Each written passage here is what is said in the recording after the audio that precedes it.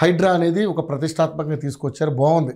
మీ యొక్క కార్యాచరణ ఏదైతే ఎక్కడైతే ఆక్రమించబడ్డ భూములు ఉన్నాయో, ఎక్కడైతే చెరువులు కబ్జాకు గురయ్యాయో వాటినన్నిటి నుంచి కూడా రక్షించి ఈరోజు ఆ కట్టడాలను కూల్చివేసి సస్యశ్యామలమైనటువంటి హైదరాబాద్ని తీసుకురావాలనే ఒక సదుద్దేశంతో మీరు ప్రారంభించారు, బాగుంది. కానీ దీని నుంచి మీకు ప్రజల నుంచి కూడా కొంత అసమ్మతి వస్తుంది, అదేవిధంగా ప్రతిపక్షాల నుంచి కూడా కొంత అసమ్మతి వస్తుంది.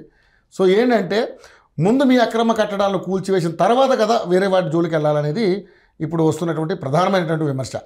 సో ఏంటి నిజంగా ఈ కార్యక్రమం చేపట్టడం వల్ల ఏంది ప్రభుత్వానికి వచ్చినటువంటి లాభం ఏంటి? ఎందుకంటే చూసాం, అక్కినేని నాగార్జున గారు ఎన్ కన్వెన్షన్ను కూల్చివేశారు, కొన్ని వందల కోట్ల రూపాయల ప్రాపర్టీని నాశనం చేశారు.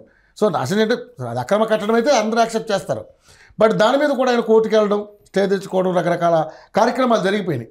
సో ఏంటి మీరు దీని మీద ఏం సమాధానం చెప్తారు? ఇప్పుడు హైడ్రా అనే పేరులోనే ఒక రక్షణ పరిరక్షణ అని ఉంది.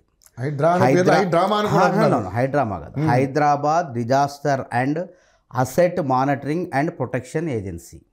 అంటే తెలుగులో చెప్పుకోవాలంటే హైదరాబాదులో విపత్తులు రాకుండా హైదరాబాదులో ప్రభుత్వ ఆస్తుల పరిరక్షణ సంస్థ.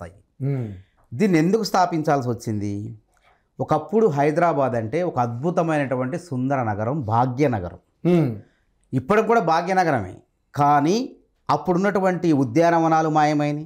చెరువులు, హైదరాబాద్ చుట్టుపక్కల సహసిద్ధంగా వెలిసినటువంటి చెరువులు, కుంటలు, అందమైనటువంటి సరస్సులన్నీ కూడా ఈ అక్రమ కట్టడాల మూలంగా మాయమైపోయినాయి.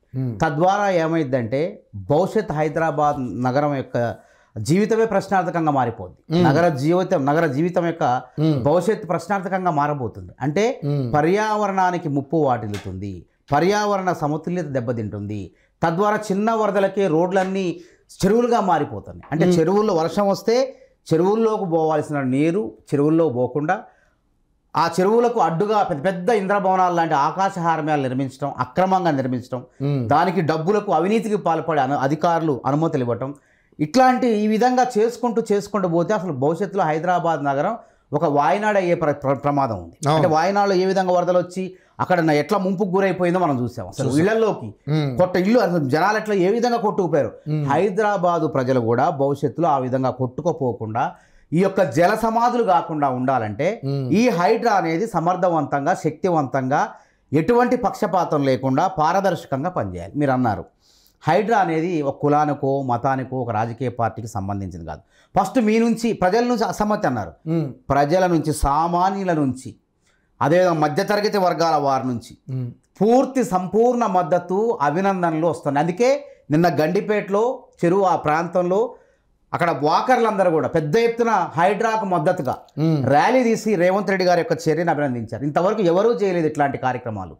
ఈ చెరువులను పరిరక్షిస్తే భవిష్యత్ తరాలకు మనకు ప్రయోజనం ఉంటుంది, వరదల ముప్పు ఉండదని చెప్పేసి వాళ్ళే పర్యావరణవేత్తలు ఎవరైతే వాకర్స్ ఉన్నారో వాళ్ళే చెప్పడం జరిగింది. ఇక ఇప్పుడు నాగార్జున గారు ఉన్నారు. నాగార్జున గారు ఎన్ కన్వెన్షన్ అక్రమ కట్టడం, అది 3.5 ఎకరాల్లో తమ్మిడికుంట చెరువుని ఆక్రమించి, అదొకప్పుడు ఆ కానామేటి ప్రాంతంలో తాగునీటి అవసరాలు తీర్చే చెరువు అది ఒకప్పుడు.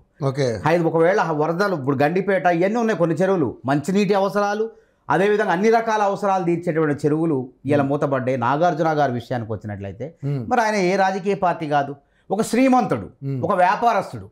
హైడ్రా చట్టం అనేది సామాన్యుడికి, మధ్యతరగతికి, శ్రీమంతుడికి కూడా అందరికీ ఒకే రకంగా ఉంటుంది. కాంగ్రెస్ పార్టీ ఆ నమ్మకాన్ని, రేవంత్ రెడ్డి గారు ఆ నమ్మకాన్ని హైదరాబాద్ ప్రజల్లో కలిగిస్తాడు. చట్టం అనేది ఒకప్పుడు ధనవంతులకే చుట్టం, సామాన్యులు చేస్తే ఒక 100 గజాల్లో గుడిసె వేసుకుంటే వాళ్ళని తీసుకుపోయి లోపలేసేది. కానీ శ్రీమంతుడు, నాగార్జున లాంటి శ్రీమంతుడు, ఆగర్భ శ్రీమంతుడు నాగార్జున లాంటి వ్యక్తులు చెరువు శిఖాన్ని 3.5 ఎకరాలు చెరువు శిఖాన్ని అంటే FTL అంటే ఫుల్ ట్యాంక్ లెవెల్, ఆ చెరువు శిఖంలో పెద్ద ఎత్తున వ్యాపారం చేసుకుంటా ఎన్ కన్వెన్షన్ స్థాపిస్తే చర్యలు తీసుకోవాలి గత ప్రభుత్వం, కేసీఆర్ ప్రభుత్వం. పోయి బుల్డోజర్లు తీసుకుపోయి కూలగొట్టానికి కూడా పోయి లాలూచి పడి ఆగిపోయింది. ఆ లాలూచి మా దగ్గర ఉండదు. ప్రజలు ఏ విధంగా మరి నాగార్జున గారికి గతంలో పర్మిషన్లు ఇచ్చింది ఎవరు? అందుకే కదా తప్పు, వాళ్ళపైన కూడా చర్యలు ఉంటాయి. ఎందుకు ఇస్తున్నారు?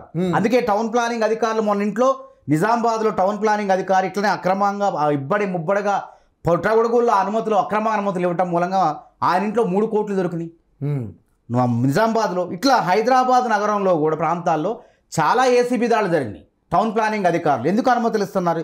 టౌన్ ప్లానింగ్ అధికారులే కాదు, రెవెన్యూ అధికారుల పాత్ర ఉంది ఇందులో, మున్సిపాలిటీ కార్పొరేషన్లో అధికారుల పాత్ర ఉంది, అందరి పాత్ర ఉంది. కాబట్టి ఇక నుంచి తప్పు జరిగింది, ఈ తప్పుకు పులి స్టాప్ పలకాలి, అంతం చేయాలి మనం. అంటే ఏదో ఒక కార్యక్రమం చేయాలి. కొద్దిగా అంటే మనం ముళ్ళ కంచెను తీసివేసి మంచి చదునైనటువంటి బాటను వేసేటప్పుడు, ఒక తార్ రోడ్డు వేసేటప్పుడు, ముళ్ళ కంచె తొలగించేటప్పుడు మనకు ముళ్ళు గుచ్చుకుంటే, అన్ని దెబ్బలు చెక్కుతుంటే, సాఫ్ చేసేటప్పుడు ఎన్నో రకాల ఇబ్బందులు. కానీ చెక్కిన తర్వాత అందమైనటువంటి రోడ్లో చక్కగా అందరూ హాయిగా ప్రయాణించవచ్చు. వరద నీరు లేకుండా హాయిగా పల్లానికి వెళ్ళిపోయి చెరువుల్లో కలిసే విధంగా, ఎక్కడైతే కుంటలుంటే వాటిలో కలిసే విధంగా చక్కని యొక్క రూపు తీసుకురావచ్చు. కాబట్టి ఈ కార్యక్రమాన్ని మొదలుపెట్టేసరికి శ్రీమంతుల నుంచి ఎవరైతే అక్రమంగా ఇల్లు కట్టుకున్నారో, పెద్ద పెద్ద భవంతులు కట్టారో, అట్లాంటి శ్రీమంతుల నుంచి రాజకీయ పార్టీలు ఎవరైతే మరి 10 ఏళ్ళు బీఆర్ఎస్ పార్టీ అధికారంలో ఉండి అనేక అక్రమాలకు పాల్పడి ఈ అక్రమ కట్టడాలకు ప్రోత్సాహాన్ని ఇచ్చిందో ఆ బీఆర్ఎస్ పార్టీ వాళ్ళే బాధపడుతున్నారు తప్ప ప్రజలందరూ సంబరపడుతున్నారు. రేవంత్ రెడ్డి గారి యొక్క చర్యల్ని, హైడ్రా చర్యల్ని, రంగనాథ్ గారి యొక్క చర్యల్ని అభినందిస్తున్నారు. అందుకే ఇందాక ఉదాహరణ చెప్పిన వాకింగ్ చేస్తున్నారు, హైడ్రాకు మద్దతుగా ఉండాలంటున్నారు. దాదాపు నేను ఒక సర్వే చేస్తే దాదాపు హైదరాబాద్ నగర ప్రజలు ఏమనుకుంటున్నారు రేవంత్ రెడ్డి గారు తీసుకునే చర్యలపైన అంటే దాదాపు 75% మంది ఇది సరైనటువంటి చర్య, వచ్చిండ్రా మగాడు, ఇప్పుడు దిగిండ్రా మగాడు, హైదరాబాద్లో ఒక పాలకుడు వచ్చిండ్రా, సరైనోడు వచ్చిండ్రా, ఎవడో ఒకడు దీనికి అంతం పలకపోతే రేపు మన బతుకే ఆగమైద్దని చెప్పి ప్రజలందరూ కూడా బ్రహ్మరథం పడుతున్నారు రేవంత్ రెడ్డి గారికి. ఆగొద్దు రేవంత్ రెడ్డి గారు, ఆగొద్దు, ఏ రాజకీయ ఒత్తులకు ఆగొద్దంటే నిన్న రేవంత్ రెడ్డి గారే నిన్న ఒక మీటింగ్కి వెళ్ళి అక్కడ నాకు స్ఫూర్తి ఈ యుద్ధం చేస్తున్నా, నేను యుద్ధం చేసేది నాకు స్ఫూర్తి భగవద్గీత, శ్రీకృష్ణుడు చెప్పినట్టు నేను ధర్మాన్ని రక్షించేటప్పుడు నాకు అనేక గాయాలైతే, ఇబ్బందులు అయితే, అయినప్పటికీ ధర్మాన్ని రక్షించేందుకు నేను పోరాటం చేస్తున్నా. హైడ్రా అనేది ఆగదు, యుద్ధం చేస్తుంది. మా ప్రభుత్వంలో ఉన్న వాళ్ళు కూడా ఉన్నారు, అయినా వాళ్ళపైన కూడా చర్యలు ఉంటాయి, వాళ్ళ భవంతులు కూడా కూలుస్తా అని చెప్పి ఒక పాలకుడు, ముఖ్యమంత్రి మాట్లాడినటువంటి తీరు అందరూ కూడా అసలు అభినందించారు అక్కడ.